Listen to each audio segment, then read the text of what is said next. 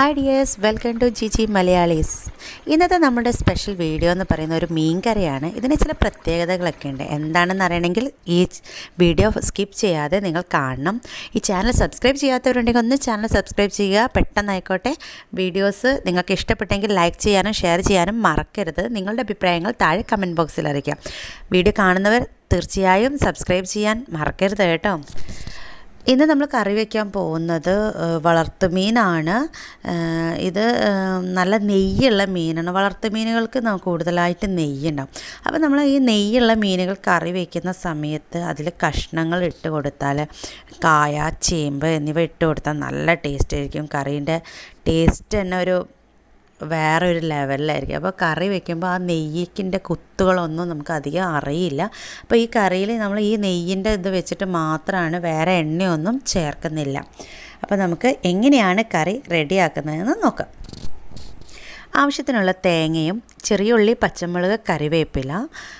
ഇതിൻ്റെ കൂട്ടത്തിൽ വാളംപുളിയാണ് ഉപയോഗിക്കുന്നത്. നമ്മൾ ഈ കറിക്കുള്ള പ്രത്യേകത എന്താ വെച്ചാൽ കുടംപുളി ഉപയോഗിക്കുന്നില്ല. തക്കാളി, ഒരു മീഡിയം ലെവലിലുള്ള ഒരു തക്കാളി എടുത്തിട്ട് നന്നായിട്ട് അരച്ചെടുത്തിട്ടുണ്ട്. കുടംപുളി ഉപയോഗിക്കാതെ വാളംപുളി ഉപയോഗിച്ചിട്ടാണ് ഞങ്ങൾ കോഴിക്കോട് സ്റ്റൈലിലൊക്കെ കറി വയ്ക്കാറ്. ഞങ്ങളെ വീട്ടിലൊക്കെ ഇപ്പോഴും വാളംപുളി ഉപയോഗിച്ചിട്ട് തന്നെയാണ് മീൻകറി ഉണ്ടാക്കാറ്. കുടംപുളി ചില സമയങ്ങളിൽ മാത്രമേ ഉപയോഗിക്കാറുള്ളൂ.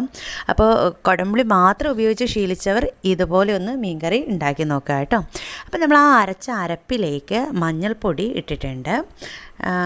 പിന്നെ നമുക്ക് വേണ്ടത് ഉപ്പ്, ആവശ്യത്തിനുള്ള ഉപ്പ് കൂടി ചേർക്കുക. ഇനി നന്നായിട്ട് ഇതൊന്ന് ഇളക്കി കൊടുത്തിട്ട് നമുക്ക് തീ ഓൺ ചെയ്യാം. ഇപ്പോൾ ഞാൻ എണ്ണയൊന്നും ഒഴിച്ചിട്ടില്ല കേട്ടോ. അപ്പോൾ നന്നായിട്ടൊന്ന് ഇളക്കി കൊടുത്തിട്ട് തീ ഓൺ ചെയ്യുക. ഇതൊന്ന് വെന്ത് വരുന്ന സമയത്ത് നമുക്കൊന്ന് തിള വരട്ടെ കാക്കാം. ഇപ്പോൾ നന്നായിട്ട് തിള വന്നിട്ടുണ്ട്. ഇനി ഞാനൊരല്പം മല്ലിപ്പൊടി ഒരു സ്പൂണോളം മുളക് പൊടിയും കൂടി ചേർത്തിട്ടുണ്ട്. ഒരു സ്പൂണോളം മല്ലിപ്പൊടി ചേർത്തിട്ടുണ്ട്. ഇനി ചേമ്പാണ്, ഒരു 3 വലിയ ചേമ്പ് ഞാൻ അരിഞ്ഞെടുത്തതാണ്.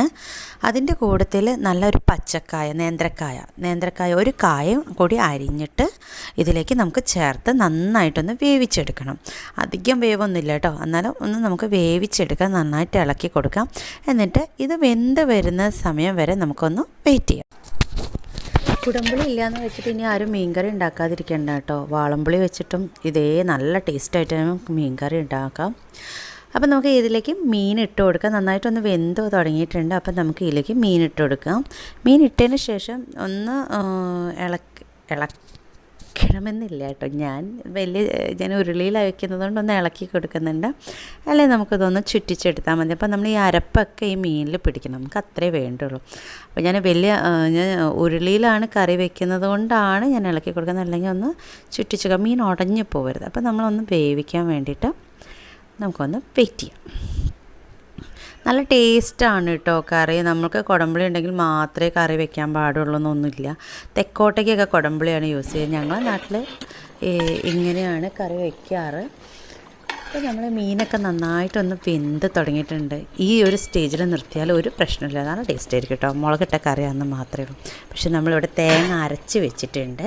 അപ്പം നന്നായിട്ട് തേങ്ങ അരച്ച് വെച്ചിട്ടുണ്ട്. ഇനി ഇതിലേക്ക് ആവശ്യത്തിനുള്ള വെള്ളം കൂടി ചേർത്തിട്ട് നമുക്ക് ഈ അരപ്പ് ഒഴിച്ചു കൊടുക്കാം. ഓക്കെ, നമ്മളിത് അരച്ചു കൊടുക്കാം. നമുക്കൊന്ന് നന്നായിട്ട് വീണ്ടും ഒന്ന് ഇളക്കണം. ഈ ഒരു സ്റ്റേജിൽ നമുക്ക് കറിവേപ്പില, ഒരല്പം ഉപ്പ്, എരിവൊക്കെ നമ്മൾ നന്നായിട്ട് നോക്കിയിട്ട് അതനുസരിച്ച് നമുക്ക് ഇട്ട് കൊടുക്കാം. നന്നായിട്ട് തിള വരുന്നുണ്ട് കേട്ടോ. അപ്പം നമ്മളെ കറി ഇവിടെ റെഡി ആയിട്ടുണ്ട്. നമുക്കൊരു പാത്രത്തിലേക്ക് മാറ്റാം. അടിപൊളിയാണ്, നല്ല ടേസ്റ്റായിട്ട് കഷ്ണങ്ങളും ചേമ്പും കായും ഒന്നും ഉടഞ്ഞു പോയിട്ടില്ല. നല്ല ടേസ്റ്റി ആയിട്ടാണ് നമുക്ക് കറി കിട്ടിയിട്ടുണ്ട്. ഇനി നല്ല ചോറിൻ്റെ കൂട്ടത്തിൽ ഈ മീൻ കറിയും കൂട്ടി ഒന്ന് കഴിച്ചാൽ നല്ല അടിപൊളിയായിരിക്കും. കഴിച്ച് നോക്കണം കേട്ടോ. എന്തായാലും നമ്മളൊന്ന് ചെയ്ത് നോക്കണം. മീൻകറി ഉണ്ടാക്കുമ്പോൾ വെറും പുളിക്ക് വേണ്ടി മാങ്ങ മാത്രം ഉപയോഗിച്ചിട്ടും ഞാൻ മീൻകറി ഉണ്ടാക്കാറുണ്ട്. അത് അടുത്തൊരു വീഡിയോ ആയിട്ട് വരുന്നുണ്ട്. പിന്നെ കുടംപുളിയും മാങ്ങയും കൂടി ഇട്ടിട്ട് തൃശ്ശൂർ സ്റ്റൈൽ മീൻകറി, അത് വേറെ ഒന്ന്. അങ്ങനെ മീൻകറികൾ ഒരുപാട് വെറൈറ്റി രീതിയിൽ നമുക്ക് ചെയ്യാൻ പറ്റുന്നതാണ്. എല്ലാവരും ഈ കറി ഒന്ന് ചെയ്ത് നോക്കുക, ട്രൈ ചെയ്ത് നോക്കുക. നിങ്ങളുടെ അഭിപ്രായങ്ങൾ താഴെ കമൻറ്റ് ബോക്സിൽ അറിയിക്കുക. Thank you for watching.